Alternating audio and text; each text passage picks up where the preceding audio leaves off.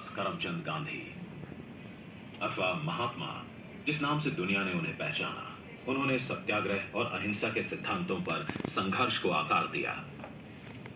गांधी जी ने नेतृत्वकर्ताओं की एक नई पीढ़ी को प्रेरित किया। जब डॉक्टर राजेंद्र प्रसाद, सरदार वल्लभ भाई पटेल, श्री सी राजगोपालाचारी, श्री जवाहरलाल नेहरू, मौलाना आजाद जैसे कई अन्य लोगों ने स्वतंत्रता संग्राम में शामिल होने के लिए अपनी जीविका को त्याग दिया, महात्मा राष्ट्रवादी उभार की धुरी बने, जिसने 1920, 1930 और 1942 में शुरू हुए 3 ऐतिहासिक जन आंदोलनों के माध्यम से ब्रिटिश साम्राज्य की नींव को हिला दिया। गांधी जी ने भारत के आक्रोश को एक राष्ट्रव्यापी विरोध में प्रसारित करते हुए 4 सितंबर 1920 को असहयोग आंदोलन शुरू किया। लाखों भारतीयों ने ब्रिटिश संस्थानों जैसे परिषदों, न्यायालयों और स्कूलों का बहिष्कार किया। ब्रिटिश कपड़ों का सार्वजनिक दहन आर्थिक बहिष्कार का प्रमुख अंग बना। लोगों की प्रतिक्रिया भावुक कर देने वाली थी। स्वदेशी एक अहिंसक युद्ध घोष बन गया। कपड़ों से वर्ग भेद मिटाते हुए गांधी जी ने हाथ से बनी खादी को एक राष्ट्रीय अभियान के समेकित प्रतीक में बदल दिया, जिसे किसान से लेकर विशेषाधिकार प्राप्त सभी लोग पहनते थे। 27 जनवरी 1941 को पठान का वेश बनाकर श्री सुभाष चंद्र बोस ब्रिटिश प्रशासन से बच निकले और कलकत्ता छोड़कर स्वतंत्र अफगानिस्तान के लिए चले। ये एक उल्लेखनीय यात्रा की शुरुआत थी, जो औपनिवेशिक शासन से भारत की मुक्ति की राह पर मील का पत्थर बन गई। श्री सुभाष चंद्र बोस ने काबुल तक रेल, सड़क और पैदल यात्रा की। वे शहर में उपस्थित जर्मन सेना के संपर्क में आए। जर्मनों ने उन्हें इटालियन अभियान के संपर्क में पहुंचाया, जिसने उन्हें एक कल्पित पहचान के कागजात उपलब्ध कराए।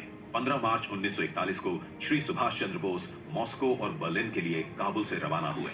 उनका उद्देश्य निर्वासन में भारत सरकार की स्थापना करना और ब्रिटेन के सामरिक शत्रुओं की सहायता से भारत की मुक्ति के लिए संघर्ष करना था। फरवरी 1943 में श्री सुभाष चंद्र बोस एक पनडुब्बी में जर्मनी से जापान के लिए चले।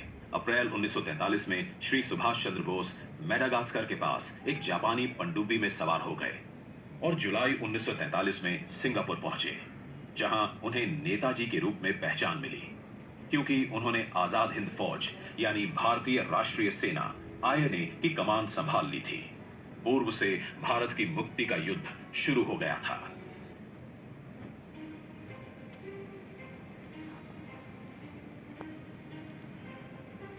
स्वतंत्रता के समय भारत में 562 रियासतें थीं। इन रियासतों के भारत संघ में विलय के सुनिश्चितीकरण की जिम्मेदारी सरदार वल्लभ भाई पटेल को सौंपी गई,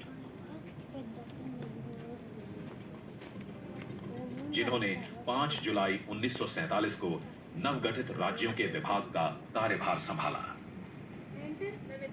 सरदार पटेल ने कहा, छोटे छोटे जो वाड़े हैं उससे बहुत नुकसान होता है और हम हमारा जो करीब टूका स्वार्थ है उसके पर ख्याल करते हैं, उससे मुल्क को फायदा नहीं होता है।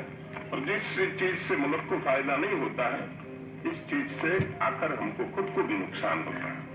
वो चीज हमें समझ के हमें जो हिंदुस्तान आज सदियों के बाद एक हुआ है और एक मौका मिला है, वो एक अवसर हमारे पास आया है, वो घुमाना नहीं चाहिए। सरदार आवश्यकता पड़ने पर उग्र हो सकते थे और आवश्यकता पड़ने पर अपने महान उद्देश्य भारत की एकता के लक्ष्य को पाने के लिए अपने कौशल से विवश कर सकते थे। सरदार पटेल ने 15 अगस्त से पहले भारत में सम्मिलित न होने वाले शासकों के जीवन को दुश्वार करने का अपना वादा पूरा किया, जो हैदराबाद के 7वें निजाम उस्मान अली खान को समझ आने वाला था। भारत का धैर्य तब समाप्त हुआ जब 21 अगस्त 1948 को हैदराबाद ने संयुक्त राष्ट्र से मध्यस्थता करने की अपील की। सरदार पटेल ने मोर्चा संभाला। 13 सितंबर को सुबह 4 बजे हैदराबाद के खिलाफ पुलिस कार्रवाई शुरू की।